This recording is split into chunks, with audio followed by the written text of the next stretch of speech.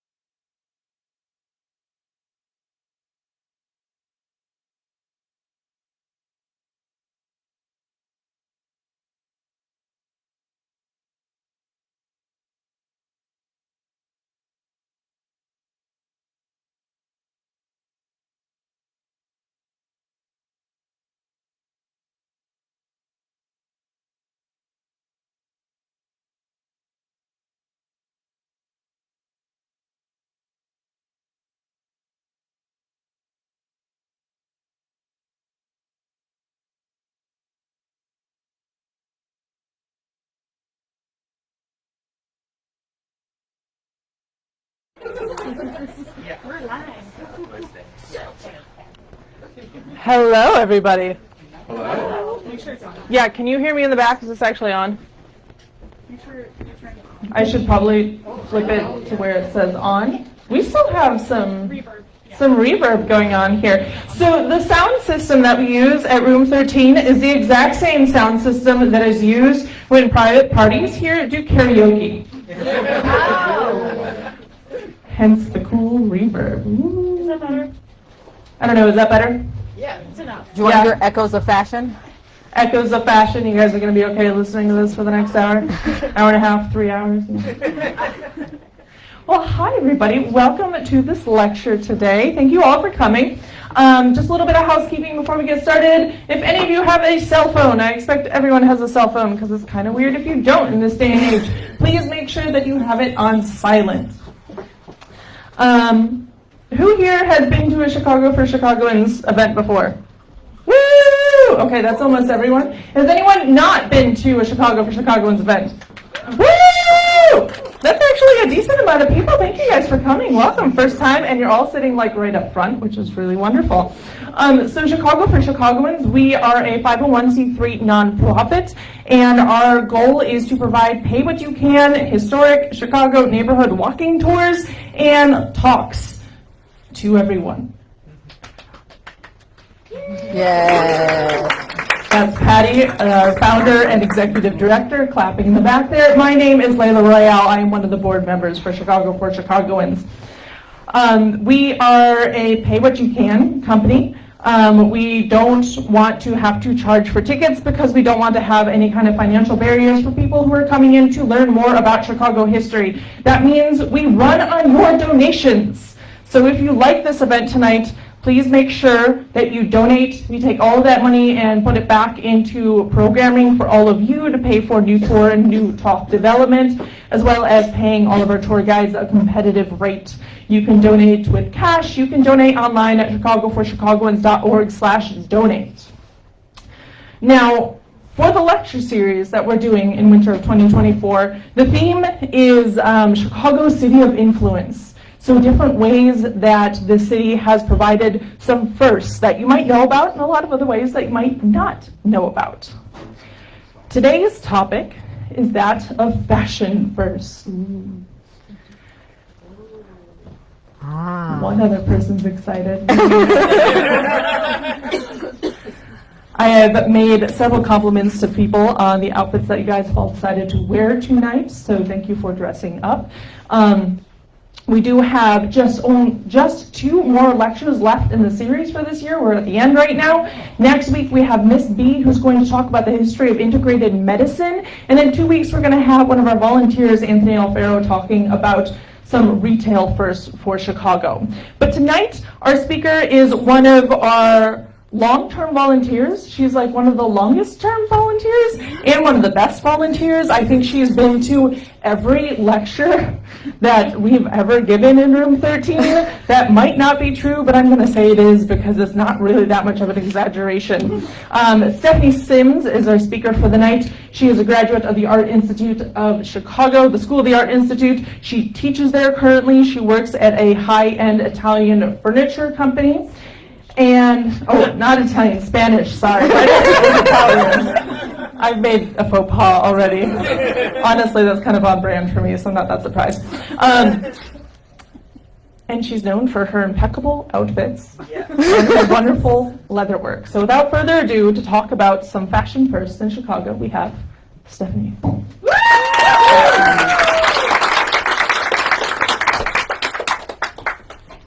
Okay, give me 1 second to get the speaker here, or the microphone adjusted, and get my timer started. I like to be accurate. Okay. Okay. So, tonight we are going to talk about the very fashionable history of Chicago. We are going to start all the way back at the beginning. We're going to start back at a Chicago that had dirt roads and wooden sidewalks and puddles of literal shit on the ground. So I want you to kind of harken back to your memories. What would you be wearing in such of a situation? Because the ladies we're going to talk about tonight, they were not practical. They were fabulous. Yes. Okay, so we're going to start with Mary Curzon. But Mary Curzon did not start out as Mary Curzon. Mary Curzon started out as Mary Leiter. Mary Victoria Leiter was born in Chicago in May 27th, 1870, the eldest daughter of Mary Teresa Carver and Levi Ziegler Leiter, the wealthy co-founder of the Marshall Fields Empire and later partner in the retail empire. When Mary was 10 years old, her father started to build a summer cottage on Lake Geneva. Linden Lodge was on a plot of land directly adjacent to the Sturgis, the founding family of Lake Geneva.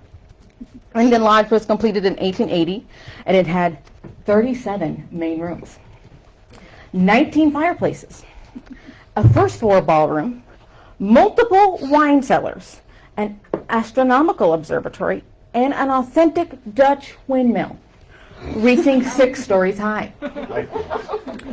While the house is still under construction, a local reporter wrote, "It will, in every detail, be the grandest home in this state." Only a year after settling at Linden Lodge, however, Mr. Leiter split with Marshall Field. On January 27th, and the Tribune shows, pull out our images here, all the way back to Mr. Leiter. Back to the back.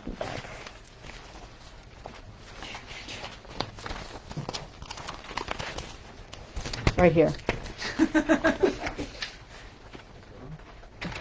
Marshall Field & Co. Leiter & Co. is a thing of the past. Mr. Leiter sells his interest for $2.5 million and will devote himself to trout fishing and his private interests. This agreement was arrived at Tuesday night and ratified yesterday. So when Mr. Leiter left Marshall Field and Leiter & Co., instead of doing the regular thing where you let business happen and then reporters come and report about it, no, this was Leiter and Marshall Field. They found out about business, made all of the decisions, and then told the papers what they were going to report.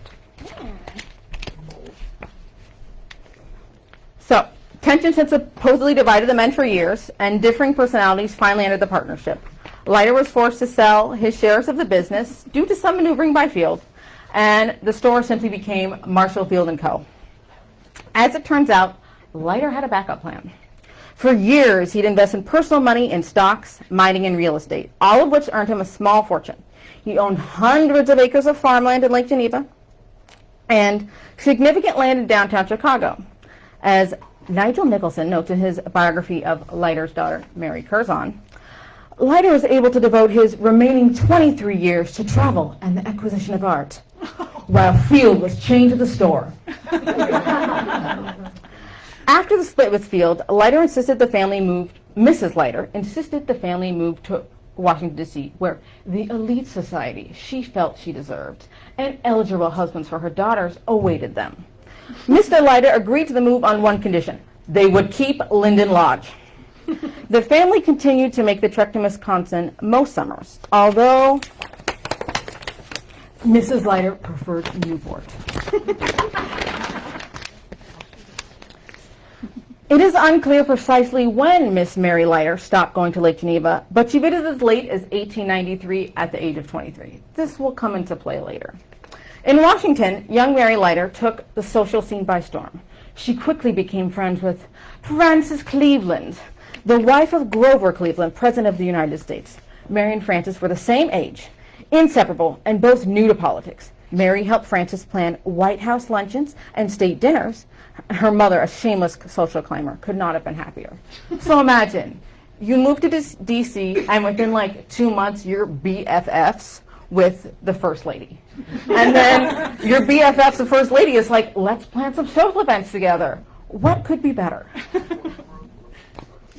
But Mary was not always the dutiful daughter her mother wanted. She studied dancing, singing, and art, as any lady should. But she also took an interest in masculine subjects. Levi Leiter paid for Mary to spend a summer studying history, arithmetic, and chemistry with a professor from Columbia University. He was not content to raise a mere debutante daughter, and Mary was not content to be one. He knew that the simple social grace skills would not get his daughter or his family to the places that they wanted, nay, deserved to be. Mrs. Leiter insisted on numerous trips to Europe to introduce the girls to society. During one trip to London, at the European debut in 1890, 20-year-old Mary met 35-year-old George Curzon, heir to the barony of Scarsdale. After being rejected in his marriage proposal to Lady Grosvenor, in dire need of funds, George Curzon met Mary Leiter at the Duchess of Westminster's ball. She saw him several weeks later and was completely in love.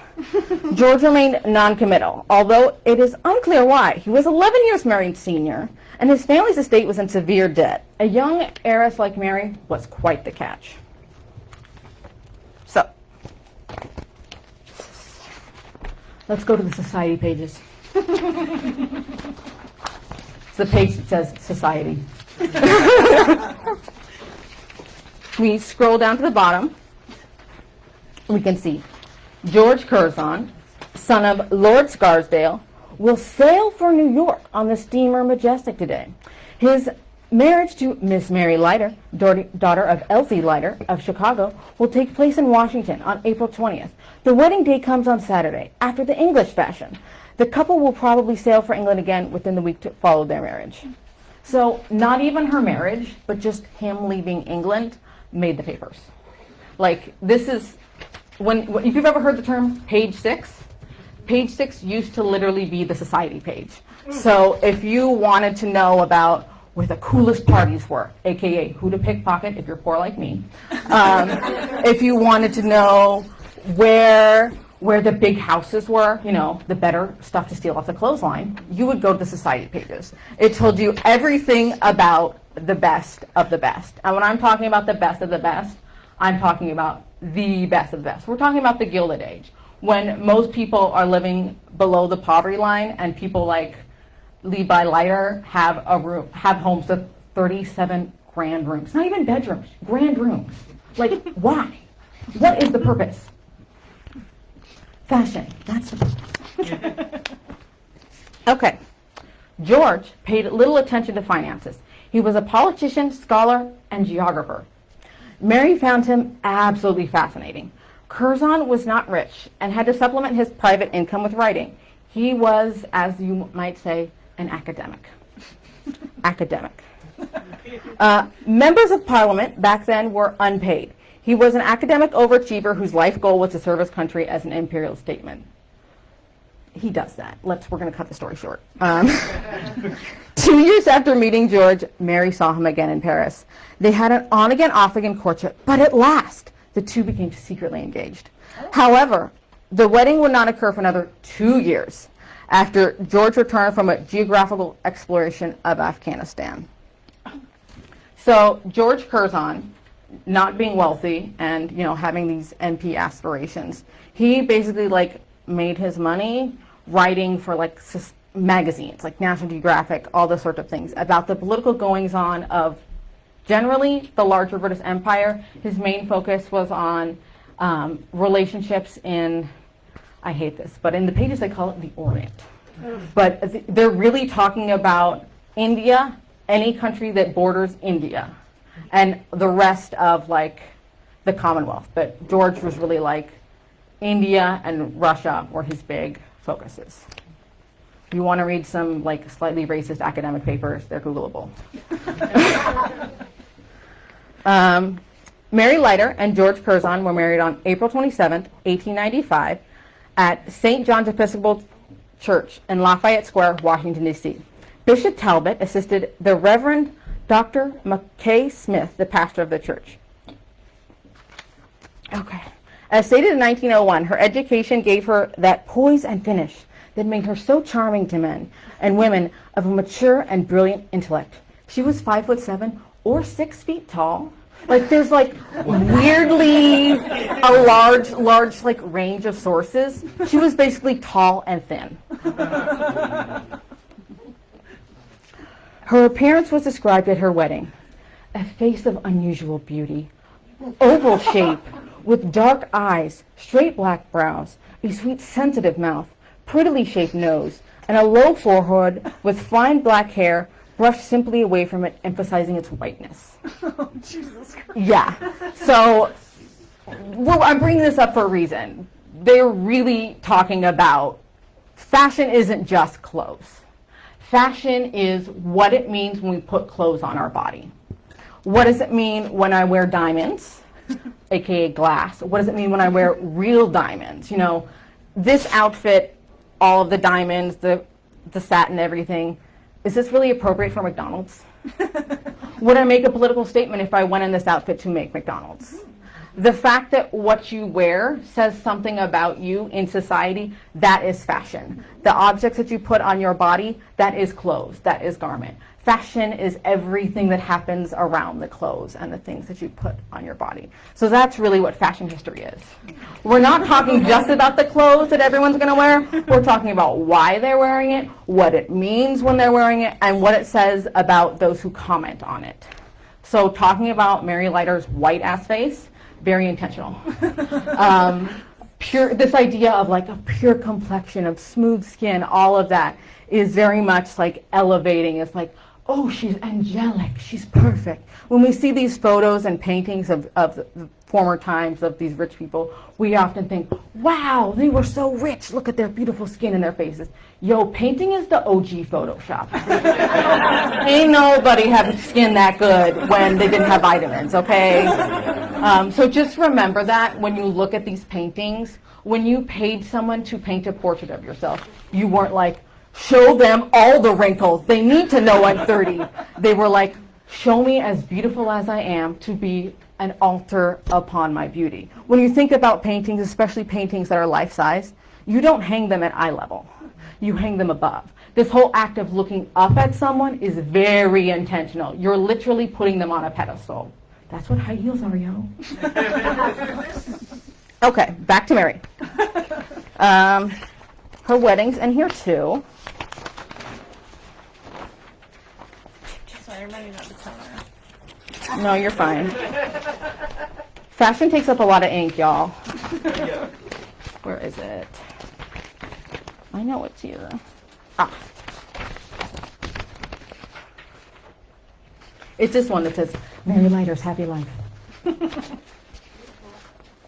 Okay, so she's getting married in D.C. All the richity-rich are there.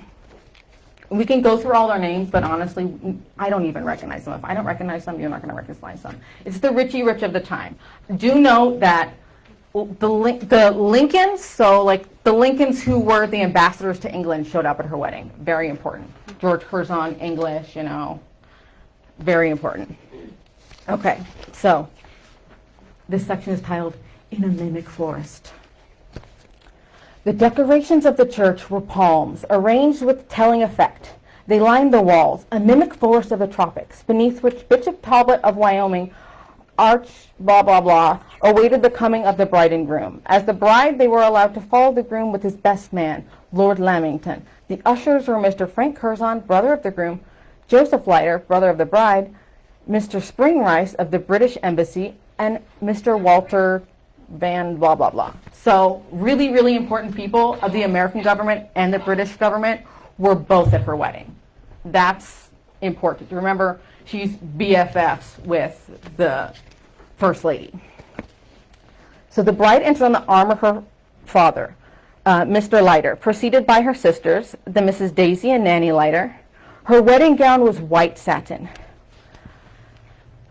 The high neck coverage was of rare old point lace, worn by the bride's mother at her marriage to Mr. Leiter in 1886. So the lace is important. Lace at this point is all handmade. And you might not realize that that takes a lot of time, but if you've ever tried to take a thread and make cloth, and then make cloth with pictures in it, that's lace. So some of the fine lace that we see in museums today, it is highly collectible. There are some pieces that have taken someone's entire lifetime. And it's, 18 by 20. It can be very expensive. So women wore their wealth. At this time, women could not own property. Women couldn't own anything. If your husband was abusive or you were in a situation where your life is at risk, you legally couldn't take anything out of the house except for literally what was on your back. So this is where jewelry comes in. Jewelry has always been an important part of women and women's life because you can own that shit. You don't need a bank account. So a lot of wealthy women, when you see these women with tiaras and jewels and things, people think, that's super frivolous. That's my insurance. That's how I get out of this bad marriage. I sell my earrings, okay?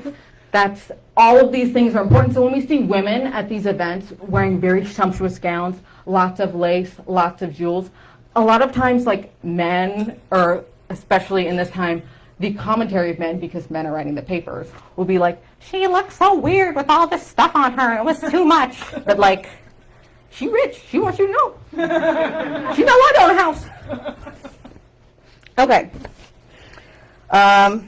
A tulle veil completely enveloped the wedding gown, veiling to the edge of the court train, and trimmed with the point lace had served the same purpose for the bride's grandmother, Nancy Lathrop Fish.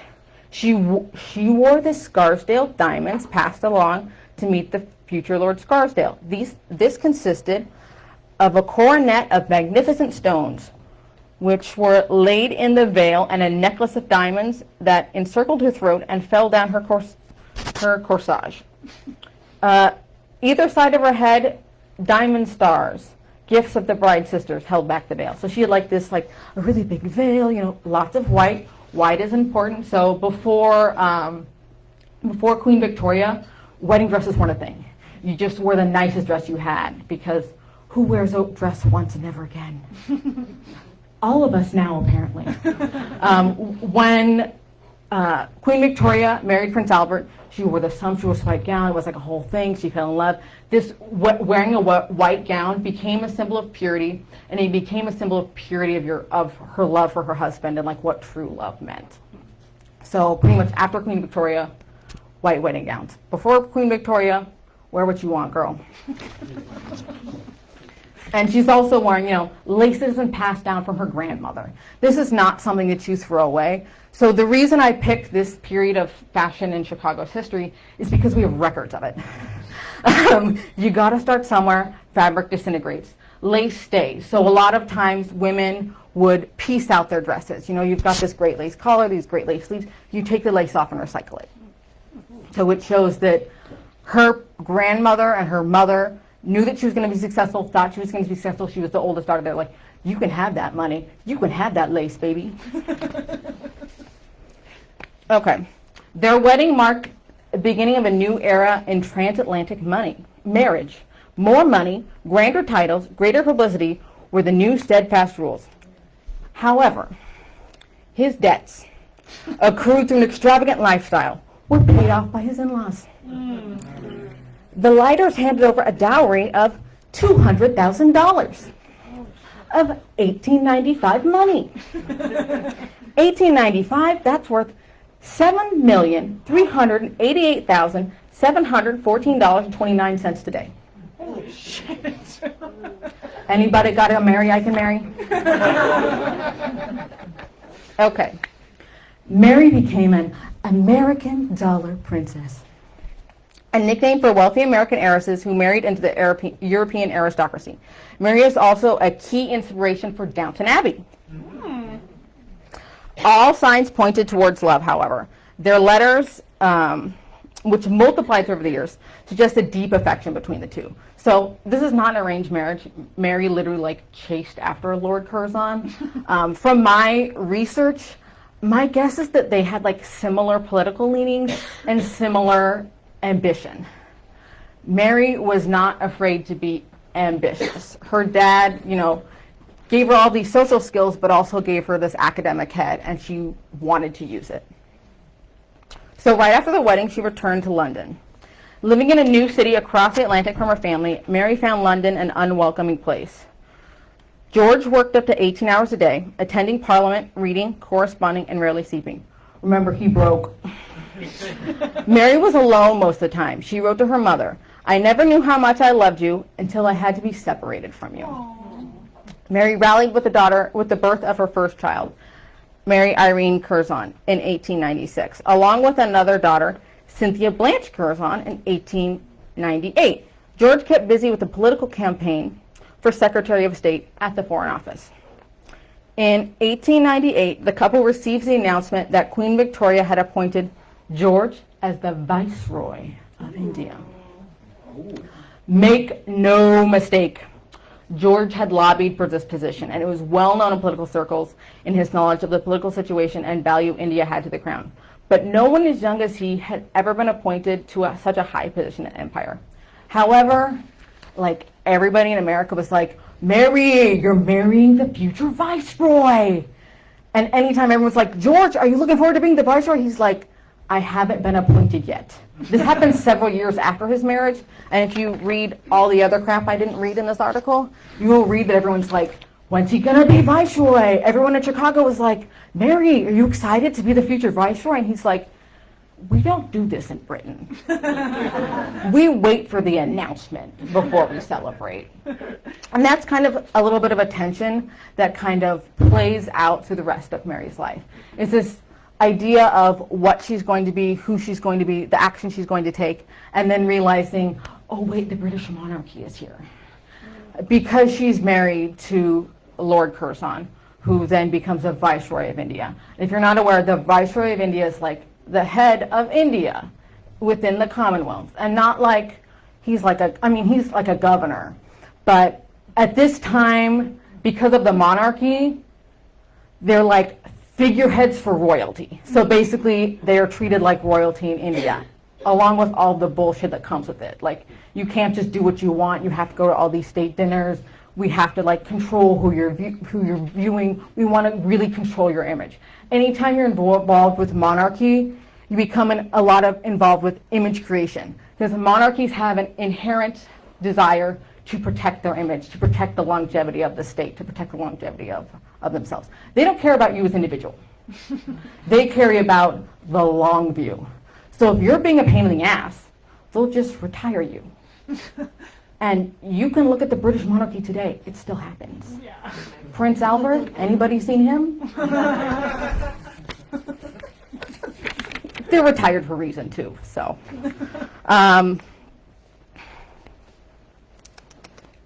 Okay. So, many attribute George Curzon's skill to his wife, her charm and support, and her speeches. She wasn't just, little wifey, making kids, doing things. She really got out there and really networked in the American way. And the American way is the Bertha Palmer way. We'll get into that in a little bit, but Mary, I think, kind of learned from Bertha, learned from Leiter, learned from the people who moved to Chicago how you make shit happen by doing it your damn self. One of the things that I've really loved about reading deeper into the stories of successful women in Chicago, the stories of successful fashionable women, they were never the kind of woman who was like Miss Astor, who was like, "I throw the best party, come to me. All I do is party. I'm good at party. Only party." The women in Chicago had substance. They were not afraid to go on a treacherous journey, because Chicago was literally in a mud hole at that time. The women who came here were not afraid to work hard, but they also were not going to work hard if they weren't going to get something out of it. So they always did.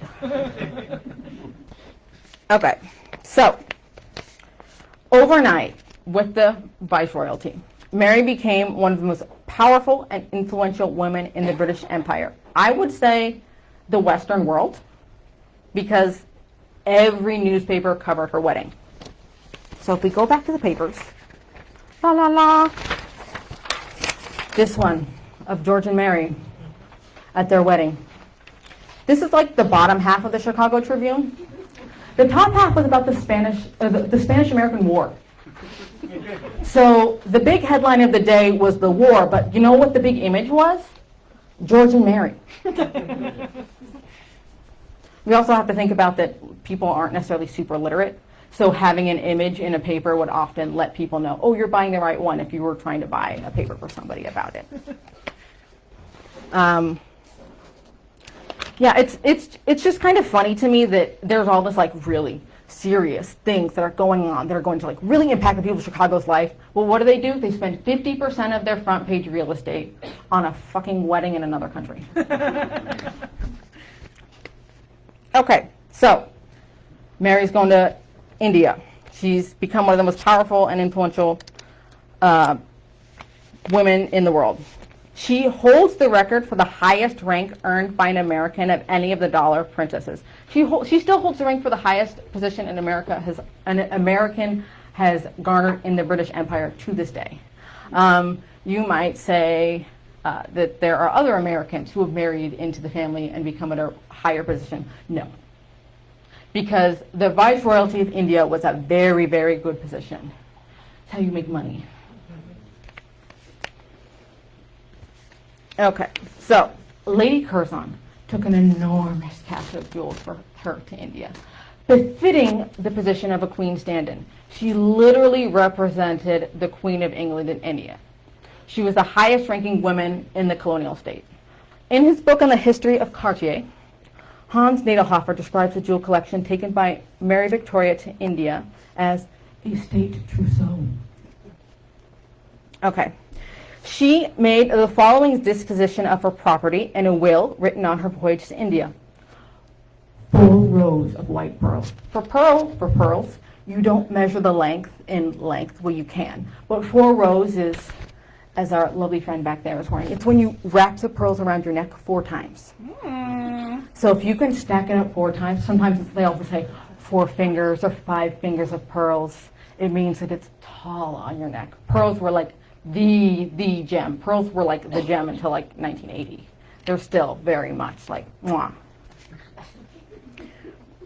Okay, 4 rows of pearls, a large tiara made by Boucheron, a second diamond tiara made by the Goldsmiths Company, a diamond necklace made by Watherson, and all her old lace left in a trust to her eldest son. If any thing should befall her, the remainder to her husband, and then to her daughters. So she left all of her riches to a fucking son she doesn't even have. That she never has. Even though that she's doing all these things to like garner her own power, she's still under the influence of the state. She's still under the influence of Lord Curzon. So she still is forced to give her jewels and everything up to his family because they were given to her as a wedding gift. It wasn't like jewels she got on her own. The star thing that pins back her veils, they were diamond stars given to her by a little sister. I want a little sister who gives me diamonds. Those were like hers, so she didn't will them to anyone. That was kind of like kept for her. But everything else was willed to her future son and husband. The Boucheron tiara described in her will was part of that collection. There's an image. It's gorgeous. It's this one. Right in the front. This big, beautiful tiara.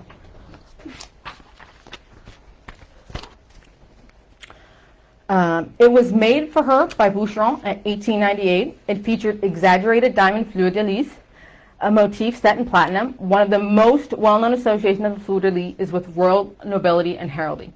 In European heraldry, the fleur-de-lis has been used as a symbol of monarchs, particularly in France, where it was adopted as a symbol of the French monarchy, representing divine right, sovereignty, and the divine favor bestowed upon kings and queens. So she and her family commissioned this tiara. She's going to be, representing the royal state. So she's not going to commission a tiara that's like a geometric pattern or circles, circles, symbolism. But she's very intentional in the selection of the motifs of her tiara.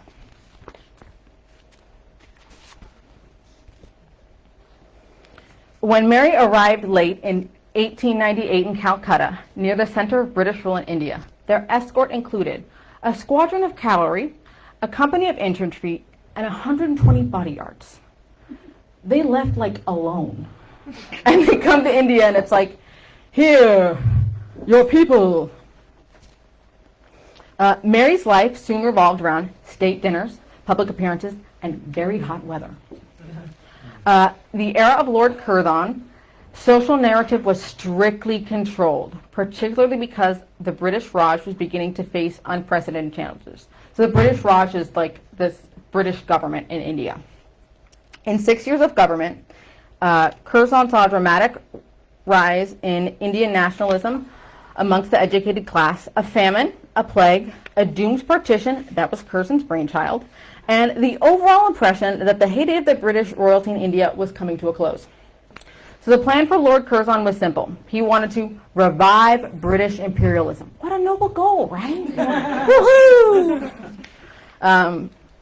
A concentration of Indian and British practices had been institutionalized since the days of the East India Trading Company's control over India to ensure the imperialist language of the British could be understood. This only heightened as they came under stress at the turn of the century. So they wanted to make sure that the people they were ruling over knew that they were being ruled over, basically. They wanted to make sure that, like, you knew that you were not as cool as me.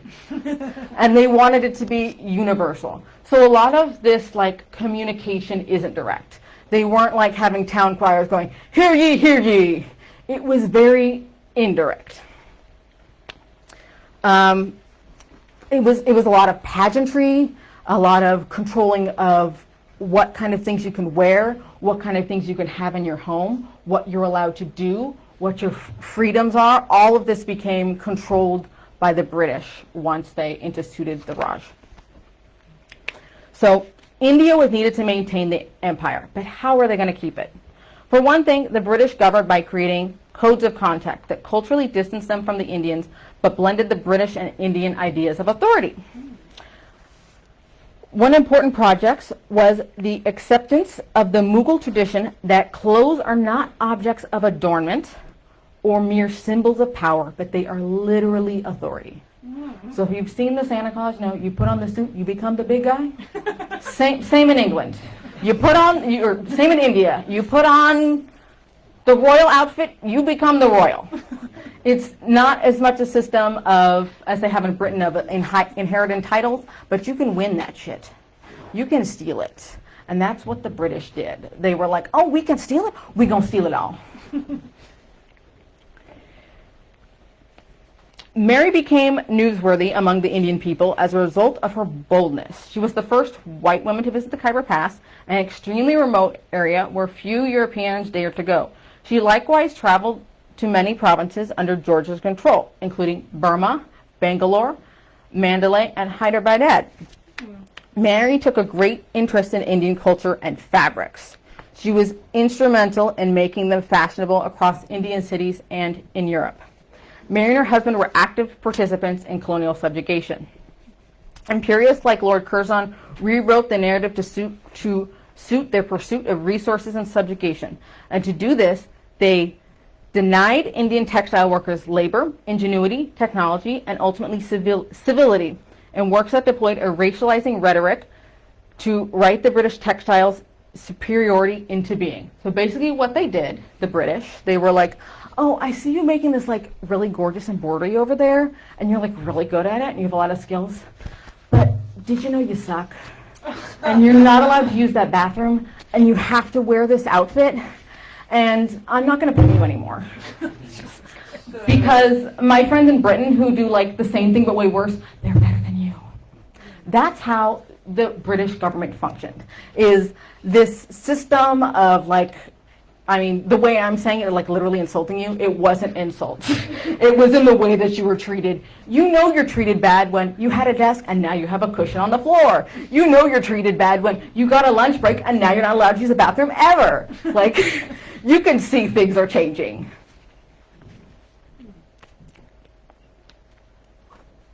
Okay, Indian weavers, embroiderers, and other textile workers were relegated to an inferior caste position in society. British colonial forces created the narrative arc that these Indian laborers did not control the narrative. Basically, they can't complain because we don't speak their language, so we're not going to listen to their complaints. Now with full view of the imperial language and its flawed differences, we can see how India was consumed by Britain. Like, they basically were like, oh, all these great things you're putting out to like build up your culture, we're just going to take it and give you nothing. Yay, imperialism.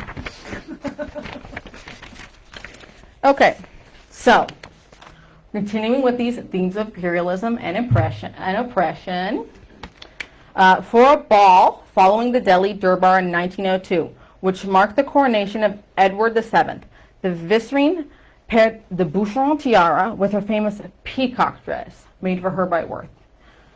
This lavish event was full of pageantry and royal ceremony to impress Indian princes and dignitaries. The dress caught the attention of the world press. It marked Lady Curzon as a leader in style, the same way celebrities and media do today. So those who were already like following the British press, like were like super into the London Times, probably already knew about her.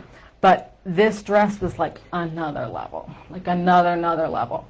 Another level is the fact that people today still talk about this dress. It is still like, if you mention it in any circles of like fashion history, like British history, sewing history, textile history, people can be like, oh, the peacock dress, I've heard of that one. I know it, it's so pretty. Okay. There's pictures of it. Yes, there are pictures. We're gonna get there. So this is the tiara, the Boucheron tiara. We got some Berthas in here. Oh, we skipped this one earlier. This is a great picture of how Lady Curzon dealt with the heat. So you see this like really big dress with this big foofy hat, and you're probably thinking, she's sweaty.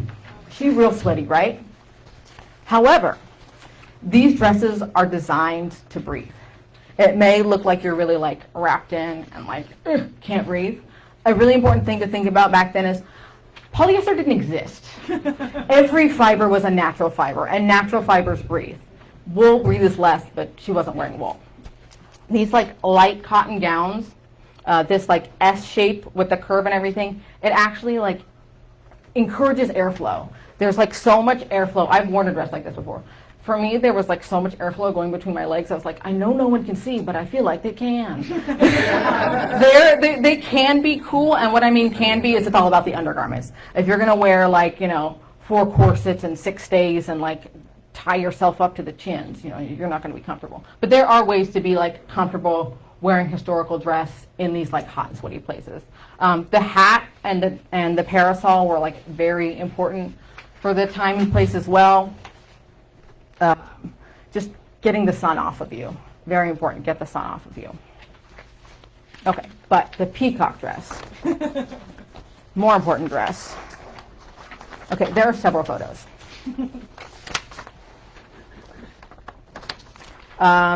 Let's just start with the full page. This is a painting, or it might be a type of print. But there is a painting of her in this dress.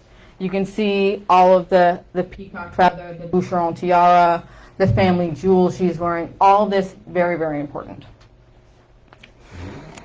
Now, if you go to this page, you can see it a little bit closer up to the actual textile itself.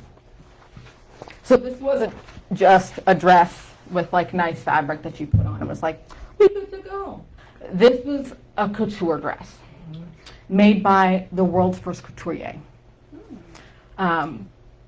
Worth, Charles Frederick Worth, very important. He starts his house in Paris in, we're not going to say when because I don't know off the top of my head, but like 1840s, 1860s. And what makes him unique is the way he works with fashion. Before him, there are dressmakers, clothes exist, people aren't like running around naked. But whether it being you working with a dressmaker, I want it to be blue, and like that lady's, he was like, you would look gorgeous in a taffeta gown of 6 layers with silks of blue and a purple hat and this feather. And you would be like, really? And he'd be like, yes. And you would buy it. He basically like convinced you. He was a really good fashion salesman. All of fashion really exists because you are convinced in some way that you could have the characteristics of someone else you see. So when we see editorials, as in like fashion spreads in magazines that like don't really make sense, you're like, no one would wear that toilet paper dress. They're not really trying to sell you a toilet paper dress. They're not really trying to sell you whatever it is on the page. They're selling you an idea.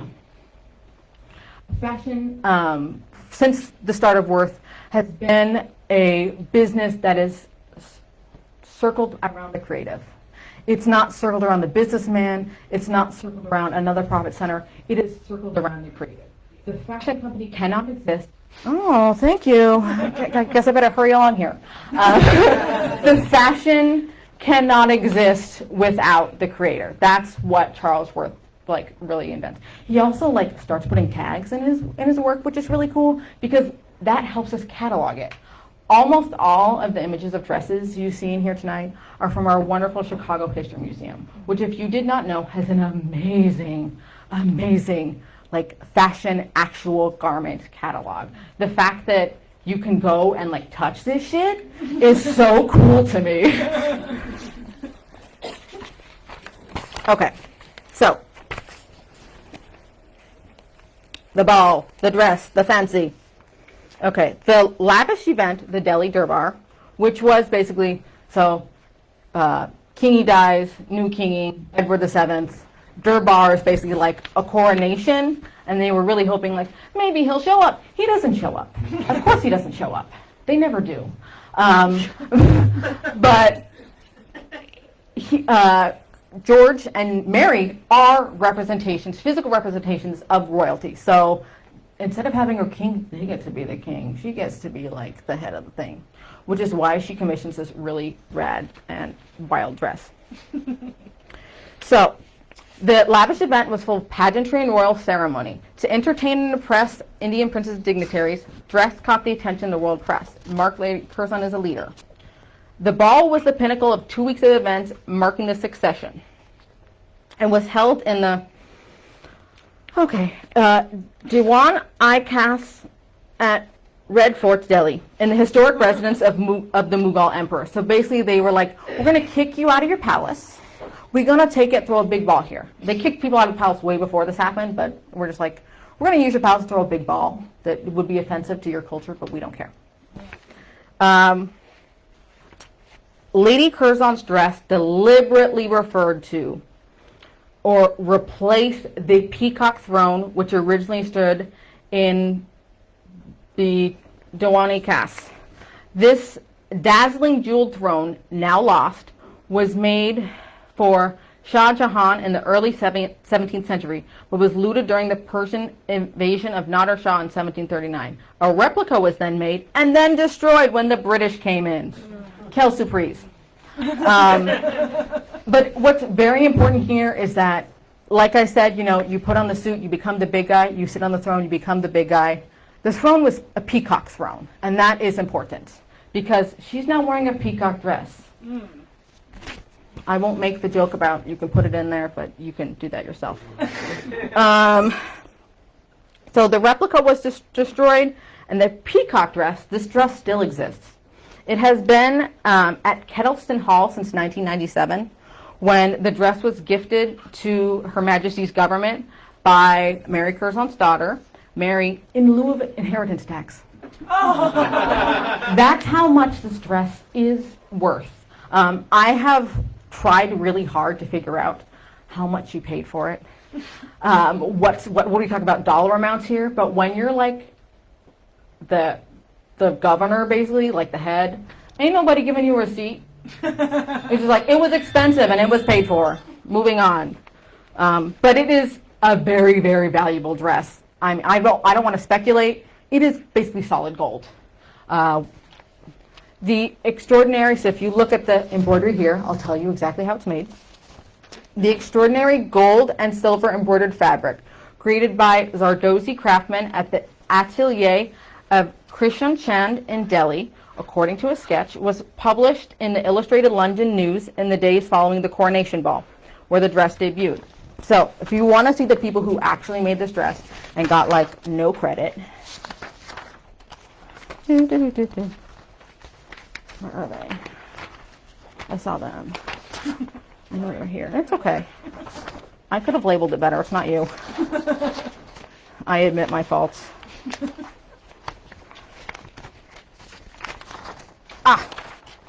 This one. This is actually pretty fabulous. We didn't know who the atelier was until a couple of years ago when someone else was doing research. People were like, we know who the atelier was, and we found this image, and it's pretty great because you can see how they're doing it. So they're sitting down at our basically like really, really large embroidery hoops and embroidering. You're sitting there and you're sewing and you're sewing and you're sewing and you're sewing. So there's a woman who like famously wanted to reproduce this. She realized her alone would take her 10 years. Wow.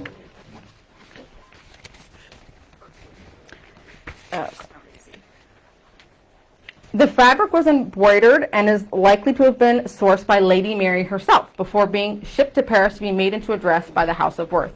Mary was unusual in her choice to wear Indian textiles and to have many of her clothes made up in India. This would not have gone unnoticed in the higher echelons of Indian society, among Maharajas and the Maharanis at state functions. The House of Worth were the premier haute couture house in Paris at the turn of the 20th century. They were remembered as the first of their kind.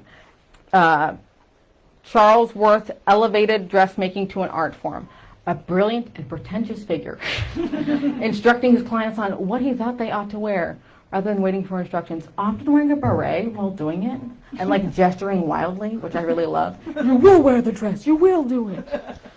He was a brilliant salesman as well as a brilliant dress designer. By 1902, society was falling at his feet and other designer dressmakers were following suit, laying the foundations for the haute couture industry as we know it today. And especially because of this dress of Mary's that was literally like published worldwide, made by Charles Worth. Great advertising. Product placement, baby. Okay. Mary would have heard of him, as in Worth, from her father and clients at the dry goods in Chicago. Worth made gowns for elite wherever they were. An early 1861 gown survives the Chicago History Museum. Silk satin, silk ribbons, made by Point de Gaze lace, just like her wedding dress. Chicago History Museum also owns a portrait of Mrs. McCormick wearing the gown. Wow. So I didn't include a picture of it in our packet because it's honestly a really boring ball gown. It's beautiful, but I'm like, it's a ball gown. We've seen ball gowns. But the cool thing is that it's from 1861. So the fact that this much fabric and this much rich, bougie fabric, because you know what my grandma still does? Takes everything apart. So the fact that no one in her family took it apart and it was preserved is really a testament to a lot of these like rich families like saving their shit. Thank you. So yeah, Mary would have probably also seen people as she was a child in Chicago wearing these gowns. I'm fairly certain that Bertha Palmer had a Worth gown by the time that Mary Leiter left the city. She would have seen these people at fancy functions. Her mother, you know, ever the social climber, would have been aware. Other gowns by Lady Curzon in India are in the collection of the Fashion Museum of Bath.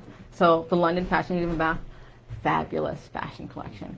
Fabulous fashion archive. You can just go in there and like click on all the images of all the pretty dresses and all the pretty ladies wearing the pretty dresses. So much fun. Great way to like lose an hour. Originally appearing in the Washington Post, it says, Delhi, India, January 6th. The state ball tonight in the palace of the Grand Mughal proved to be one of the most attractive features of the Durbar festivities. The European dance among the columns and pillars of the palace was a strange and wonderful sight. When a fanfare of silver trumpets at 10 o'clock announced the arrival of the Viceroy, Lord Curzon of Kettleston, the scene was a brilliant one. Lady Curzon was gowned in gold brocade and wore a magnificent tiara and necklace of diamonds with 4 rubies that had belonged to the King of Seba. I still don't know who that is. Some 5,000 guests were present, among them the Duke of Connaught, the Lord of Kitchener, and all the prominent personages of India, the Duchess of Marlborough, and numerous other Americans, Lord and Lady Curzon,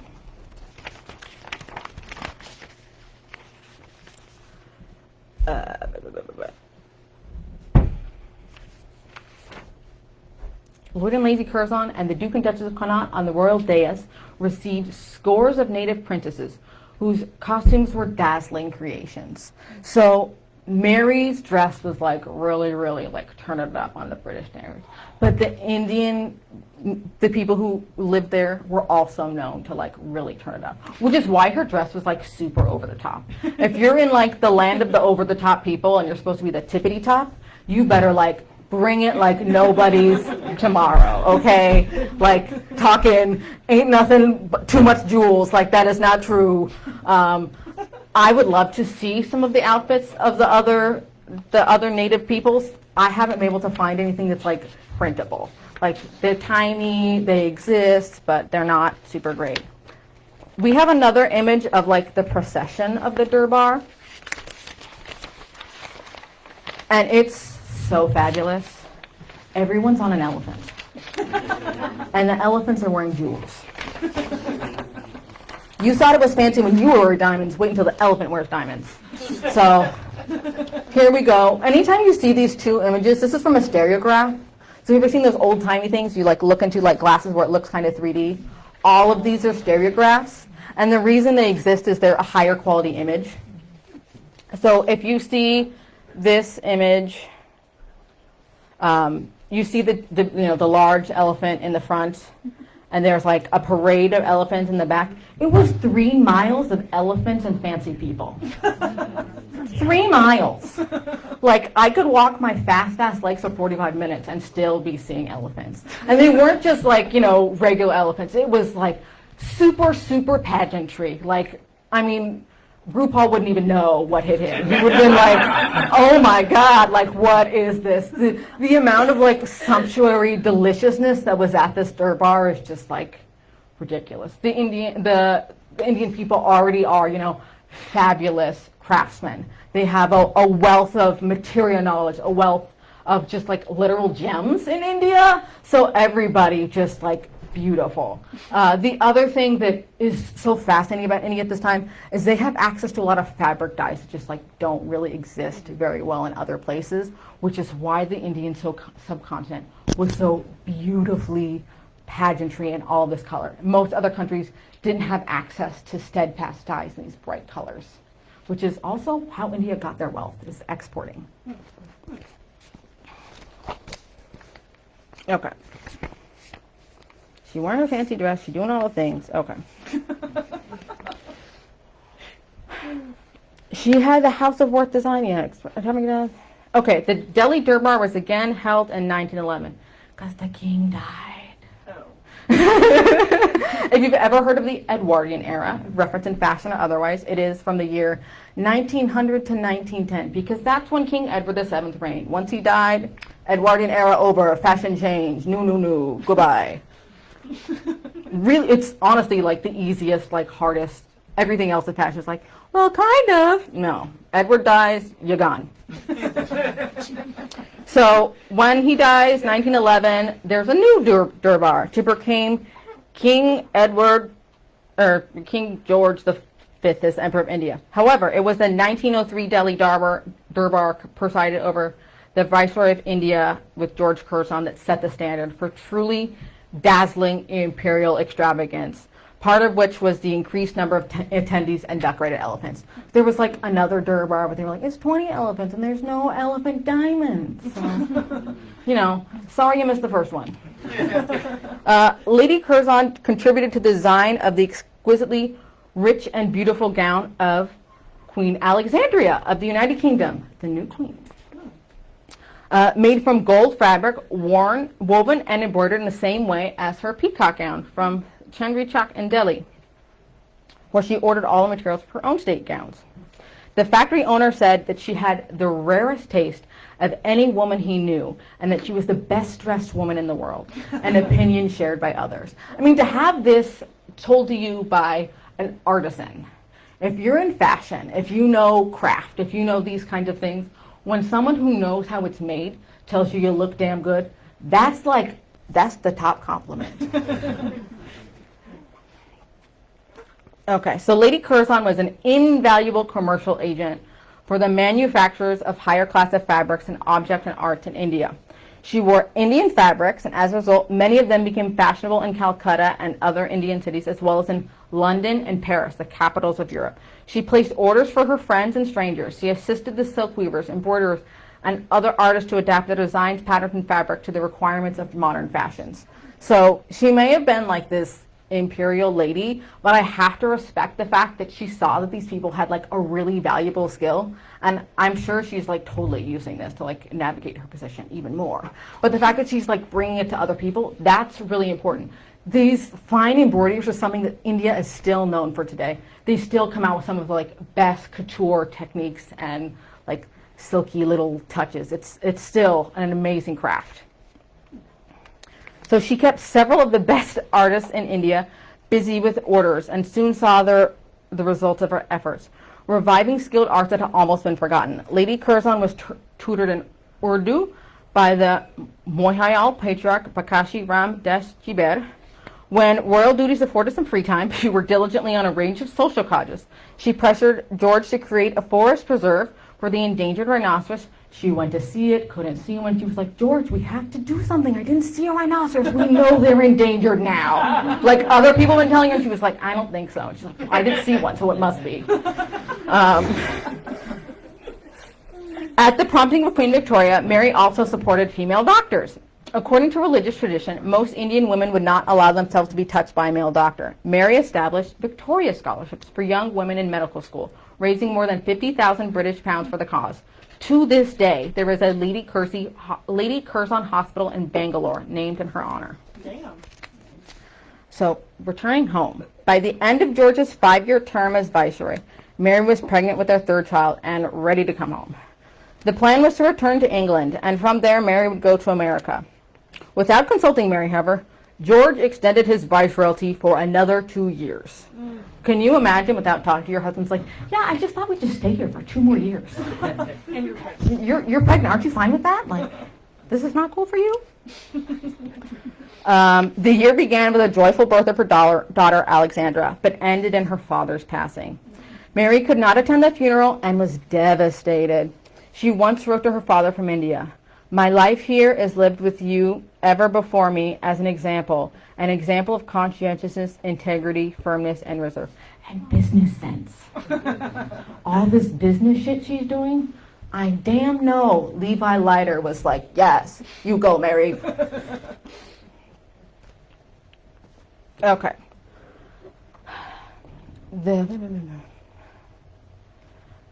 With Levi's death, a great star faded from her life. George arrived back in England shortly after. The year unfortunately seemed to have no end to bad news. That summer, Mary suffered a miscarriage and subsequent infection. By September, George was planning her funeral. And then, to everyone's surprise, Mary made a miraculous recovery. George wept. And then made his way speedily back to India alone. The viceroyalty had to be continued. Several months later, an extremely weak Mary managed to follow him. Mary did feel better in the warmer climate of India.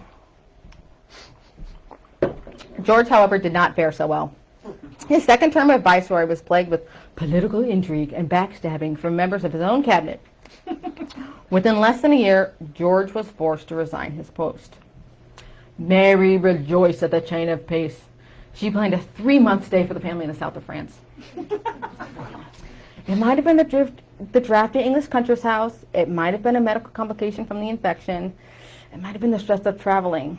Regardless, Mary died quite suddenly of a heart attack in London on July 18th. She was 36 and the mother of 3 young children. Wow. So her legacy. After Mary's death, George retired from political life and became Chancellor of Oxford. He eventually remarried and raised the girls on a country estate. It wasn't until 1923 that Leiter sold the Linden Lodge. Wow. 39 living rooms, why would you give that up? By that time, Mary's mother had passed away, and Linden Lodge belonged to Mary's 3 siblings. According to the Lake Geneva historian, it had been unoccupied for the last 15 years. This makes sense, given that Levi Leiter died in 1904, and he was the foremost attached to it. And with Mary's passing in 1906, the family felt it was too painful to spend time there. Mary's mother was firmly settled in D.C., and her sisters were both married and living in England. Joe, Mary's older brother, the only one who still spent time in Chicago. It's a testament that it took them so long to sell. The estate remained intact for 13 more years until it was destroyed in 1939 to make way for the Lake Geneva Manor Association. But why would you need a house that has 39 living rooms, you know? Like, and the Dutch windmill, yeah, you know, I'm really curious. I am really curious, like, what happened with that? Were they like, did they give it away? That's another lecture. Okay, so when Mary dies, there is, you know, her husband's not the rich one, she's the rich one.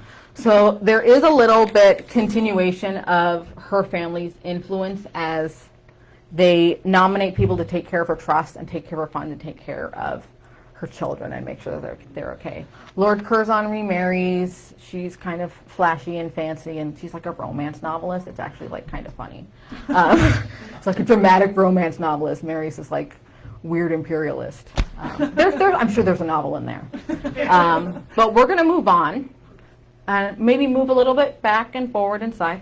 We're going to talk about one of the favorite women I've learned about in the city of Chicago, Bertha Palmer. Okay, so heir to a mercantile business in hardware and cutlery, in 1855, Émile Nord moved his family to the frontier city of Chicago, where his enterprise in business and land and development. Bertha was born in Kentucky, Louisville, 1849, and had a younger sister, Ida, 4 brothers, Adrian, Henry, and Nathaniel, and Lockwood, and lived in the Kentucky colony on Ashland Avenue after her family moved to Chicago when she was 6. Yeah, that's the old, you know, you're on Ashland Avenue, you want to sound cool, ask people if they live in the Kentucky colony. What neighborhood are you from? The Kentucky colony? Okay.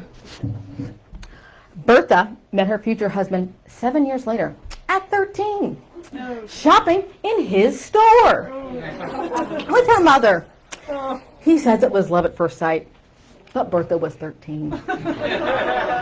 Potter Palmer ran a dry goods store, and he was known for excellent service, thoughtful window displays, and of course, the introduction of credit.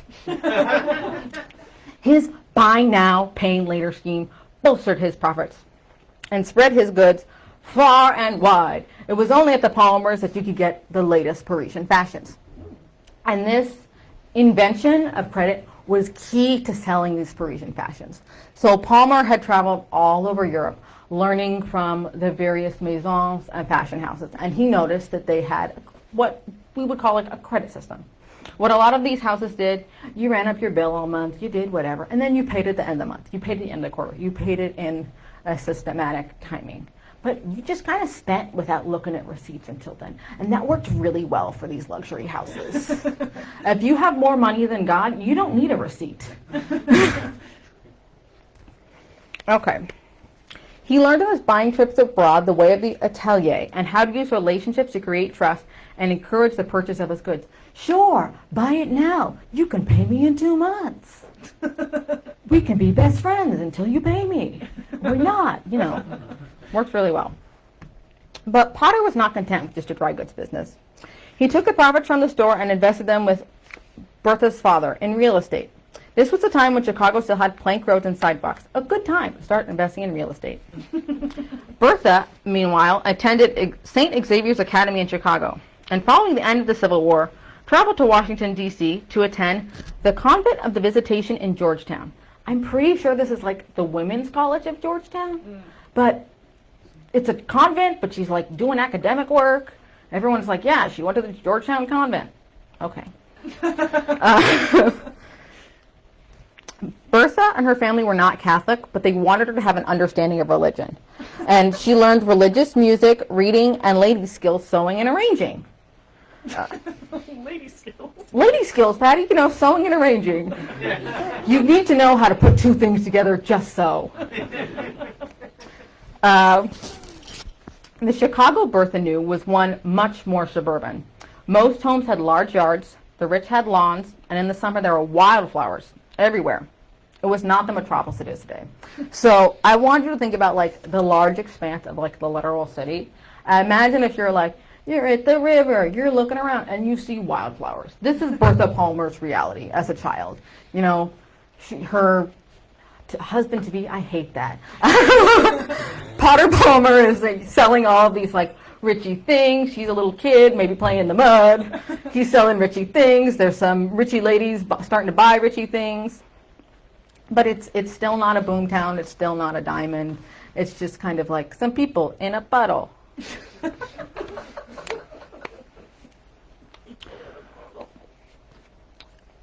Bertha, okay, let's see. Bertha grew up with large society parties for every national holiday. I actually love this idea. Large garden parties and balls were common in her world from early childhood. So like every party. Huge Memorial Day party, like white tie, gowns. St. Patrick's Day, white tie, gowns. 4th of July, white tie, gowns. Very fancy, very, very fancy. Lots of money, lots of spending, lots of shopping. I love shopping. Okay. Before there was Potter, Bertha met another man who would hold a special place in her life. Baron Renfrew, future King Edward VII, came to Chicago in 1860 as part of a royal tour. In Chicago, and a large crowd of 50,000 greeted him. The continual cheering outside his window compelled him to appear on the balcony of his motel room. When the stress of the big trip pressed on him, it was arranged for him to spend a few days at a rural hunting lodge. The itinerary included visits to notable sites and events, as well as meetings with local dignitaries and officials, including the courthouse, the waterworks, the New Historical Society. However, he looked sullen when he returned to the hotel, and Bertha and the other girls, they stayed out to watch him. We're like, oh, he looks sullen? You ain't cute no more. Like literally, they were like, I have a hard time viewing you romantically. I need someone else.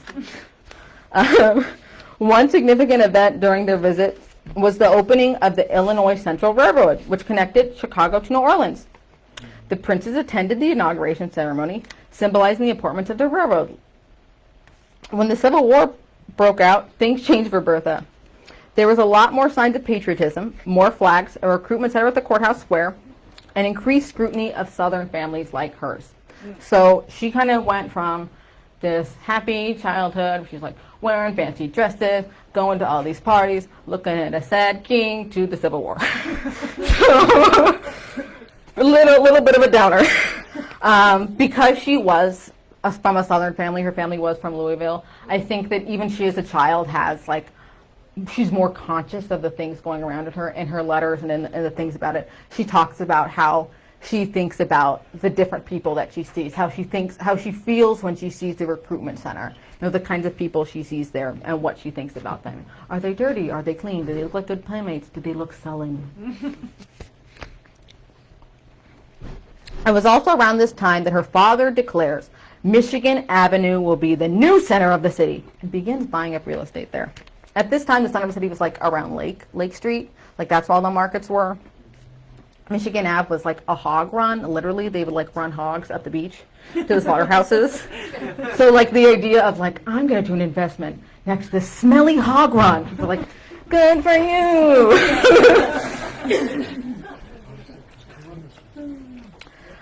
The year she saw Lincoln's procession was the same year she entered the convent of the Visitation outside Georgetown. She saw Potter Palmer before she left for the convent. He was on his way to Europe to rest per his doctor's orders. The voracious businessman had $7 million in the bank and was not yet 40. It's over $2 billion in today's money. Damn. Still, she was 13. Potter had sold his business in 1867 to Marshall Field and Levi Leiter. It was a duo. There's a big transition. There's a slide you can read in the script. I'll let you do it yourself. Okay, the farm had a few names, including Field, Palmer, and Leiter, before following on Marshall Field to go. And by a few names, I mean 9. People came in, people came out, naming rights, no naming rights. While cloistered in D.C., Bertha was known as an excellent student. However, she always kept herself informed of the social goings-on of the day and the political goings-on around her. As the Civil War ended and Reconstruction began, she noted the change of status of her fellow Southern families. They had long left D.C., although she was occasionally in touch with others from her time in Kentucky. So when she'd gone into the convent, D.C. was, close to Maryland, had a lot of Southern families there. At the time she left, all the Southern families left DC. I mean, like, just like, some of them picked up their shit and left, some of them left all their shit and just, like, left. They were worried for various good political reasons to leave if they were allies of the South. On her graduation day, she was described as 5'5" with deep sparkling eyes. She was a beauty land well known, low musical voice. It was these in-person qualities, as well as the way she used her attention to uplift her subject and flatter them, that helped her excel. Like, she was incredibly charming. Like, Bertha's charm, if you could, like, make her be a charm school professor, you would have, like, everyone would just be like, wow, everyone's so happy, they're so smoozy, like, what's going on? Bertha had the gift of gab, and a good gift of gab. There's the kind of people who gab and you're like, shut the fuck up. We all know this person. Bertha was not this person. She had learned true conversational skills, that you don't just talk about yourself, but you ask others about them, and that you note things about them to bring up later in conversation. Her ability to really use conversation and personal relationships to garner attention and relationships just really helped her throughout her entire life. So, in June 1867, she graduated. She received many awards for her studies. Uniform excellence of conduct was the top prize she earned, as well as earning top marks in profane history, ancient and modern geography, chemistry, meteorology, astronomy and botany, logic and intellectual philosophy, etc. I don't know how deep her knowledge in these subjects were, but she got awards in it. One of the things that I love that the History Museum has is the award Bertha Palmer got at her graduation. It's this little cross right here. You can see Bertha Palmer, brass pendant in the shape of a Maltese cross with the inscription, "The academic honors in the senior circle are awarded to Bertha Palmer for excellence in the conduct by the Sisters of the Visitation." I don't know what that means, but they liked her.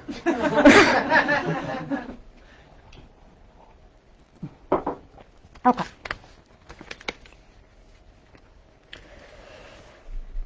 She showed special interest in her music lessons.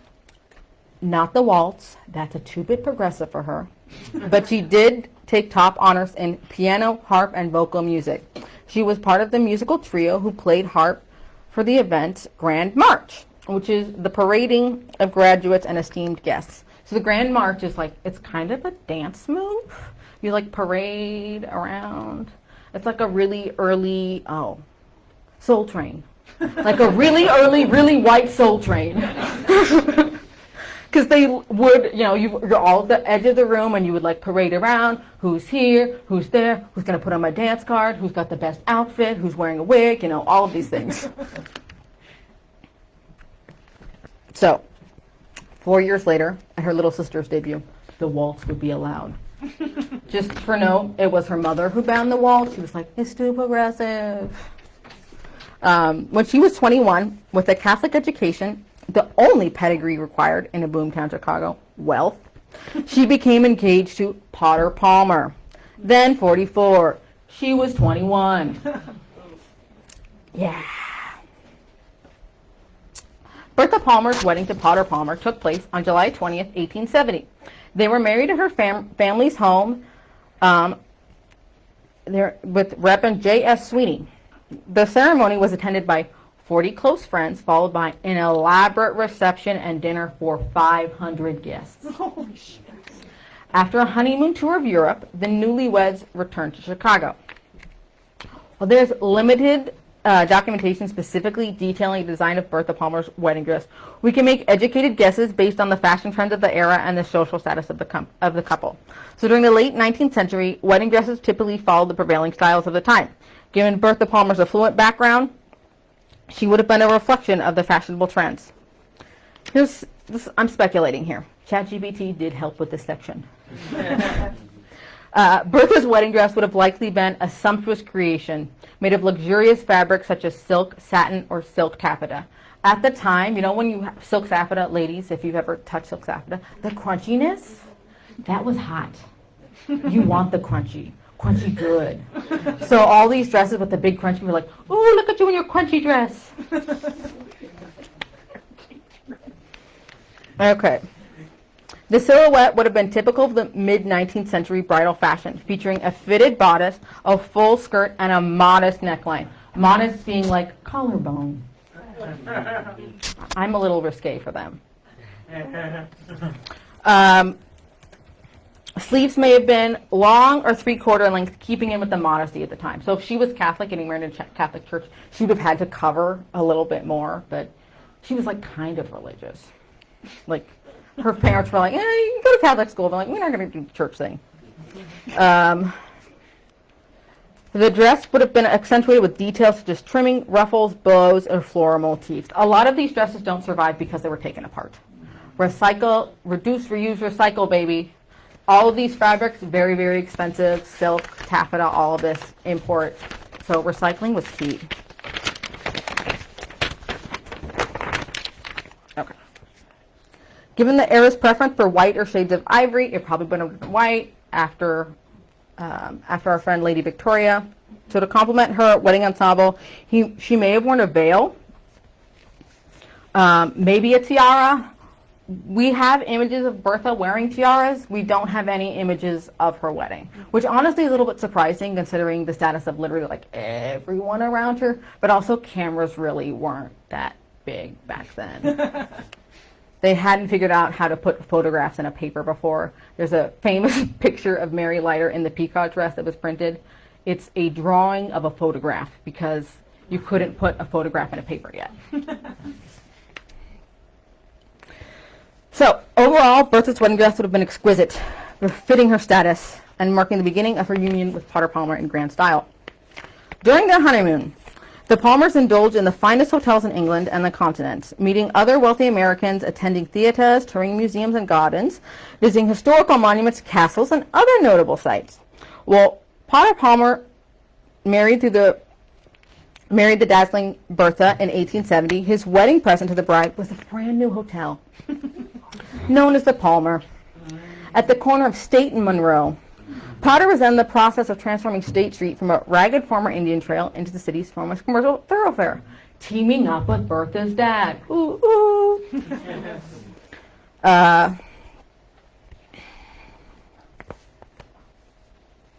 So, she said she would be satisfied with the life of an innkeeper. The inn was the Palmer House, an 8-story hotel nearing completion on State Street, tallest building in the city, 225 rooms, one of the largest hotels in the country. Palmer billed it as the only fireproof hotel in America. Oh, no. He imported chandeliers and candelabra from France and staffed the hotel. He announced with pride and announced this opening of the hotel with several hundred smartly dressed black men. This is another thing about pageantry. In America at the time, being served by people of color was like, ooh, you fancy, instead of, ooh, you shitty, as it should be. Pullman porters were really big at the time. Having this, like, I hate this, lower class to serve you was very much like making you feel like royalty. A lot of wealthy families in America specifically had black staff to do certain tasks so other people could see, look, we have people of color here. We have black people here. And I say people of color because there's a famous sign that is, I think is in the Chicago History Museum. It says, no dogs, no Irish, no blacks. Because if you ain't white, you weren't welcome here. So think about, and Bertha Palmer with all of her glitter, all of her wealth, Potter Palmer with all of his glitter and all of his wealth, and then there's half of the city who's not allowed to participate. Half of the city's not even allowed to, like, walk on the street, pretty much. Like, if you're not acting in service, I don't want to see you. So while all of this, like, wealth is, like, fabulous to hear about, I think it's very important when we're talking about this, think about the other half of the story. So the Potter Palmer's hotel burns down. Just a preview in case you didn't know. So, 13 days after the 1871 hotel's grand opening, Chicago burned and took with it Bertha's hotel. When the fire cooled, Potter began planning a second magnificent hotel for Bertha. As the Chicago fire of 1871 gutted the city, Bertha heard from Marshall Field how he and Mr. Leiter directed the fight to save their new store by hanging blankets on the windows and quickly resorted to moving what they could to an old horse barn on the south side. So Leiter, Palmers, all these people, high echelons of society, are always coming in contact with each other, always getting influenced by what they're doing, what they're wearing, who they're working with. That's a very important thing of fashion is, what's everybody else doing? It's all about aspirations. Potter Palmer heard of the fire on his way back from upstate New York at his sister's funeral.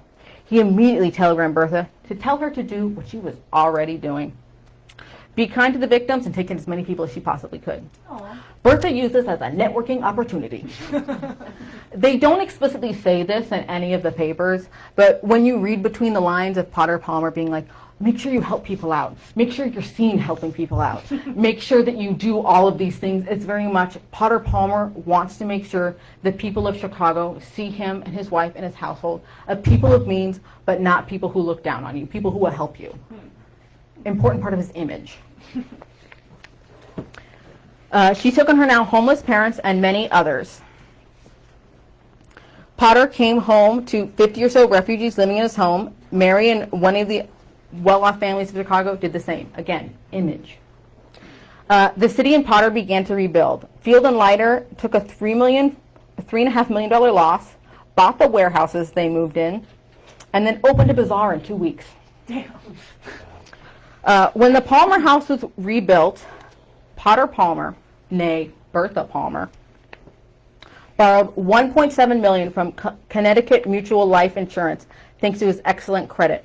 Bertha and her husband moved into a suite there at the Mercantile Center of the city. When the Palmers moved again, however, no one could mistake that the social center of Chicago revolved around Bertha. Their north side residence anchored the new Gold Coast, neighboring fronting Lakeshore Drive, and their wealthy friends flocked to build. The Palmer's mansion was designed by Henry Eves Cobb as a castle and was described by one critic as sumptuous and abominable. Adorned with turrets and minarets on the exterior, the house featured a spiral staircase that rose 80 feet into a tower in the interior. There were 2 elevators, an Ottoman parlor, a Renaissance library, a Moorish bedroom, a Louis XIV drawing room, and an English dining room that could seat 50. It was the largest private residence in Chicago, and the bills were so large that Potter Palmer had to ask his architect to stop showing them to him. Bertha entertained most frequently in the rooftop ballroom with its adjoining picture gallery. She indulged her art-buying habit in Paris with shopping sprees, picking up works by contemporary French artists like the Impressionists Claude Monet, Pierre Auguste Rodin, and Edward Degas. The Gold Coast Queen brought works from Mary Cassatt, Amélie Pissarro, Jean-Baptiste Camille Corot, and Alfred Sisley. Many guests accepted an invitation to the Palmer's home just to see the paintings. Wow. If you didn't know, these paintings become the Art Institute collection. Bertha Palmer was known as not just a great collector of Impressionist art, but she knew all of these things about Impressionist art. All of her gift of gab, all of her gift of interpersonal relationships. She didn't just go to Europe to buy. She went to Europe to like brag. She went to Europe to gossip. She went to Europe to network. It was never a vacation for her. I don't know if Bertha knew what vacation was or if like a life was just a vacation and money is just fun for her. I mean, when you're as rich as Potter Palmer.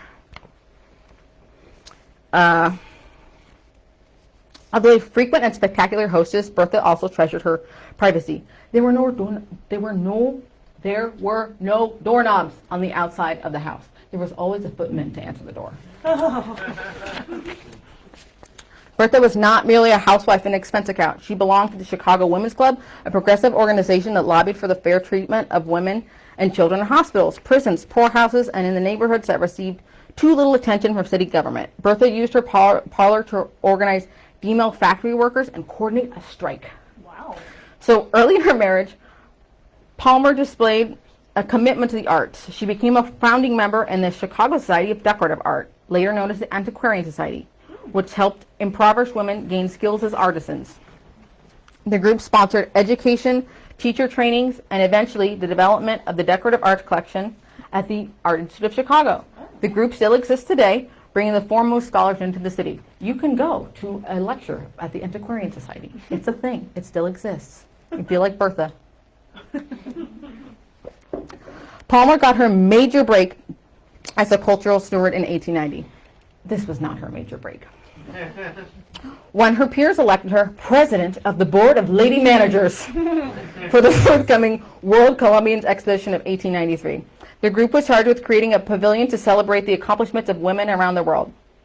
Sophia G. Hayden, the first female graduate of MIT School of Architecture, won the commission for the building. For the event, Bertha directed Palmer House chef to develop a brand new ladies' dessert. It would be less messy than pie. He invented the brownie. Palmer began traveling to Europe, meeting artists, looking at paintings, sculptures, planning the exhibition. In the early 1890s, Bertha Palmer was preparing her role in organizing the World Columbian Exposition. She began traveling Europe to meet artists, view paintings, sculptures, and build her collection. During these trips, we already talked about this. I don't know why I'm talking about this again. She had 90 Monets alone, including several from the Haystack series. She owned more Monets than Monet himself, I think, at one point. Bertha never did part with any of her paintings during her lifetime, but when she died in 1918, she left them to the Art Institute. Bertha Palmer visited the Court of St. James in London before the Chicago World's Fair of 1893. Does anyone know, I did not know what this was when I looked it up, what the Court of St. James in London is? No. It's the court of the royal family. Oh. Bertha was presented to the king, She fancy, like Mary Curzon fancy. Bertha's visit to the court was part of her social activities and engagements in Europe, where she traveled extensively and cultivated relationships with members of British high society. Bertha Palmer's introduction to London society was likely facilitated by her husband, Potter Palmer, who was a prominent businessman who had traveled Europe many years before. And as a member of elite social circles in both the U.S. and Europe, Potter Palmer would have been well positioned to arrange for Bertha's formal presentation at court. I couldn't figure out who formally presented her at court.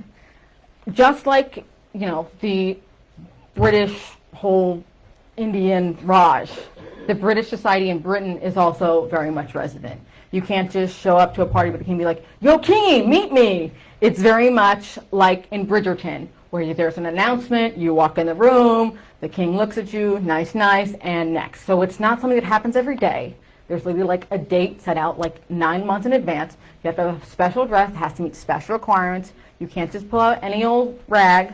Very, very, very precise and organized to continue the elevation of the king and the royal family above all others. All of this procession isn't about like creating mystery or intrigue. It's to make sure that the king looks better than you at all times. Like all of that pomp and circumstance is to make sure the king is seen as higher than, other, in a space above. Because if you start seeing monarchs at the same level as you're going to start respecting the monarchy. You're going to want to be paying those taxes. You're going to be like, "Joe, I ain't paying no taxes." It's very important to them that all of this structure and rules is followed. To this day, the structure and rules preserve the monarchy. If the monarchs were to just move to America, chaos ensues. Yeah, twice. Additionally, Bertha may have received assistance and guidance from other members of the American expatriate community in London, such as Mary Leiter, who knows, as well as social acquaintances and advisors who were familiar with the customs and protocols associated with court presentations. During the Columbian Exposition, Bertha Palmer served as the de facto hostess for the city of Chicago, entertaining royalty and presidents. She was there for opening day and for the first official ride of the Ferris wheel. The rules of presentation at court were highly structured and adhered with great care during the awarding area. Here are the key details based on provided sources. To be presented to court, you had to meet specific qualifications, including being of good moral standing and social character, being presented by someone who had already been presented, and having a certain status. The status is not listed, but you had to be fancy. The presentation process involved meticulous presentation, including practicing the court courtesy and wearing regulated costume for presentation as outlined in Lady Colin Campbell's Manuals for Rules and Good Society. I looked at this book. It's like so much bullshit. Like, your steps can't be too wide. Don't laugh too loudly. Can't have too much fun. It's very much keeping in control with the idea of control, preserve the monarchy. The ceremony of presentation itself is brief, requires careful planning and numerous rules. So, let's look at her dress. But here's the fun part. We don't know which one it was. So, if we go through all our fabulous Bertha Palmer dresses, this dress here, this is the one that she wore to the opening of the Columbian Exposition. There were several fancy things. I don't know what the fancy things are, but that's my next research project. What were the fancy things Bertha had to be fancy for? So the important thing to note about this dress is the structure doesn't come from the outer garment itself. The structure comes from the inner garment. So that's true for all dresses, and that's why big dresses aren't heavy and sweaty, because you're not being laid down with silk or like heavy threads. You're being supported by properly fitting corsetry that supports your anatomy when it's designed correctly. That cheap shit you're buying online hurts because it's not designed correctly. So anyone who says, like in the modern area, corsets are so uncomfortable, blah, blah, blah, blah, blah, you're not wearing it right. It's not uncomfortable when you wear it right. It's actually like really supportive. You're like, I can wear this 40-pound dress, which is why corsets were invented. These dresses weren't light. They were very, very weighty. And having this like structure on the outside, you could like hold your dress to, preserve your body and your organs. Yeah. So there's also, this is Bertha Palmer's, but she obviously did not wear this to meet the king. This one she might have worn to meet the king.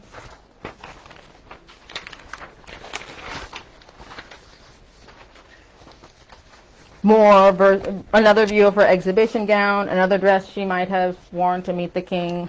We don't know, but what we do know is the train had to be square on her dress, and it had to be like a certain length. But she had several dresses that fit that because she went to the palace a few times. So, yeah, Palmer wore this gown when she was presented to the court. Court rules dictated. We don't actually know if it's this dress. The museum says it's this dress. Other sources say maybe it was this dress, maybe it was another dress. You know, multiple times. She probably could have worn all of them.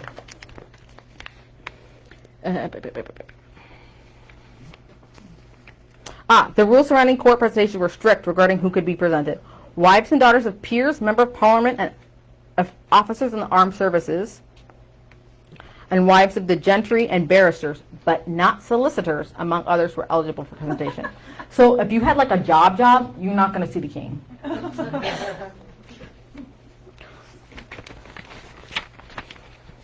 So this is the dress that I'm going to describe, is the one that the Chicago History Museum thinks she wore.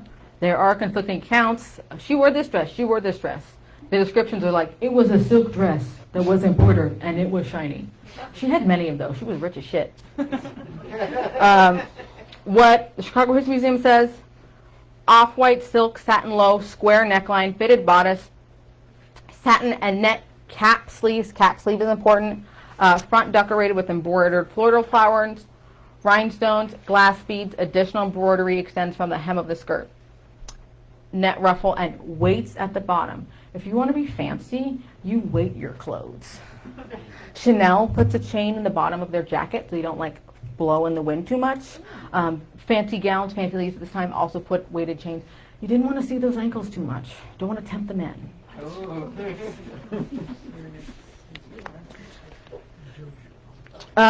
So all of these gowns that we're looking at, speculating what you wear, they're all from the House of Worth. Bertha Palmer's involvement with the House of Worth was significant in shaping her image and influence in social circles. Known for exquisite taste and style, Bertha Palmer favored Parisian couture of Worth above everything else. By choosing Worth designs, she showcased her fashion sense, but aligned herself with the epitome of luxury and the excellence of the fashion world. She had like this rivalry with Lady Astor in Newport. She was like always just like showing up, Lady Astor, just like by being kind, which I love. Lady Astor would like hold these balls where like, you can only come if you've got an invitation. And she would be like, you can come if you've got an invitation, or if you've got snacks, or if you want to have fun. And to even show up Mrs. Astor even more, she would invite the European royalty and they would come. Because all Mrs. Astor ever wanted, was royalty.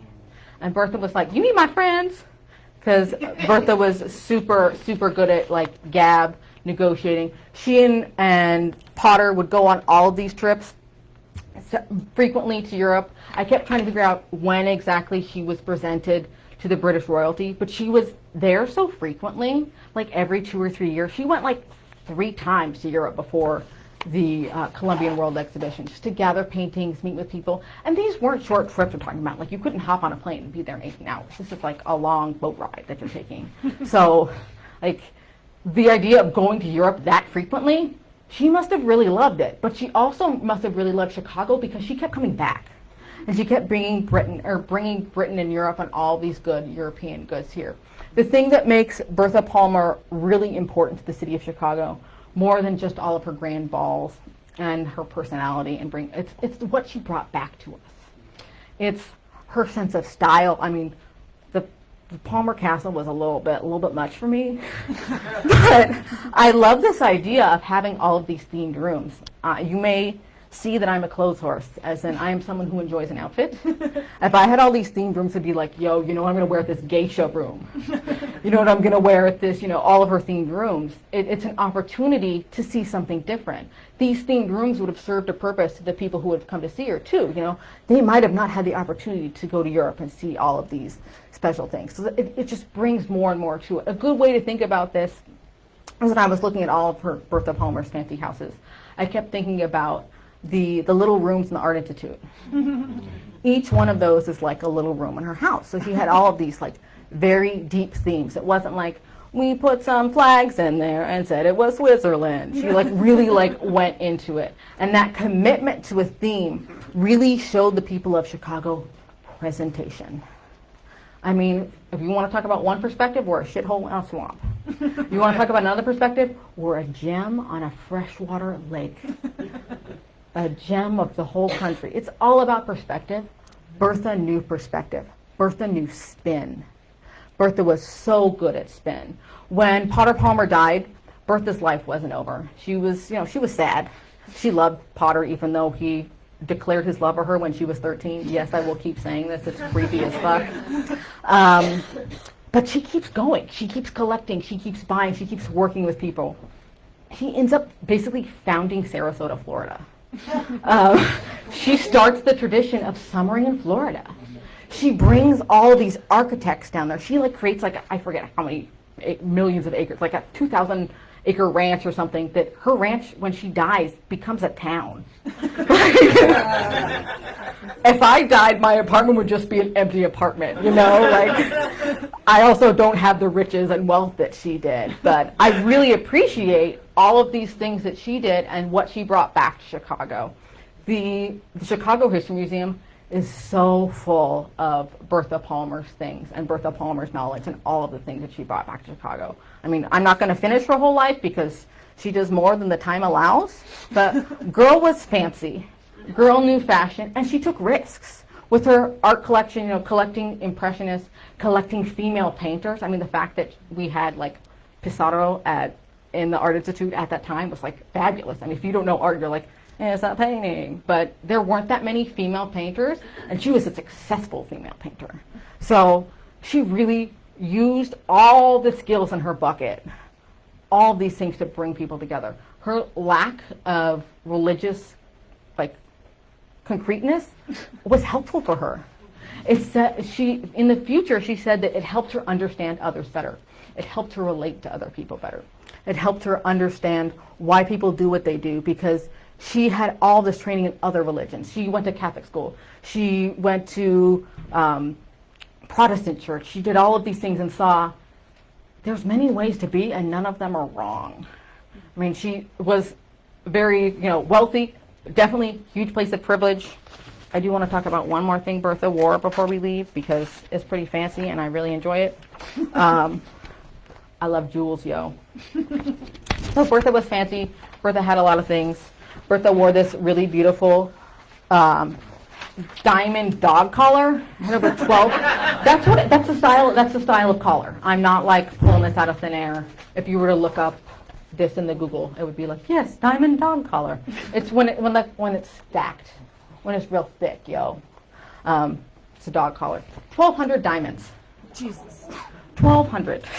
So, you know, it's not an easy thing to even like amass this. She was known for just beautiful displays of wealth, but she could also use her power very well. She could use it to help women in a strike. She could use it to uplift, you know, all these other things. She wasn't perfect.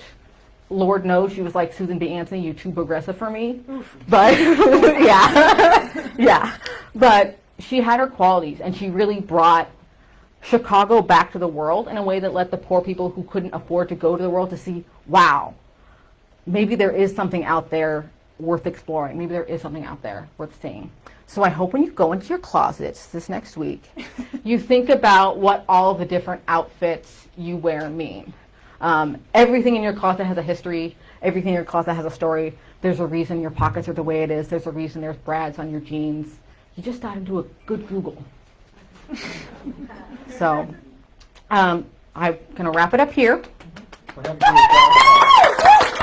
You just wore them. They were just pretty. Where is it now? It's in the Chicago History Museum. Oh, it is. Yeah. I do want to remind you guys, Q&A or first or? Okay. I do want to remind you guys that we are a 501c3 nonprofit. I've been volunteering in this organization for 8 years. I can tell you from complete experience, we are fully like volunteer staff. There have been many times Patty's like, hey, what are you doing right now? I really need some help. I'm like, oh, I'll come.